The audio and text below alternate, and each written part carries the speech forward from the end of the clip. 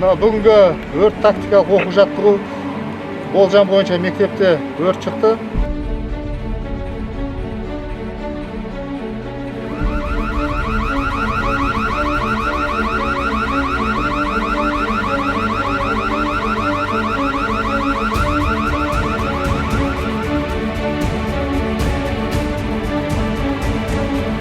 Бұл өткізу себебіміз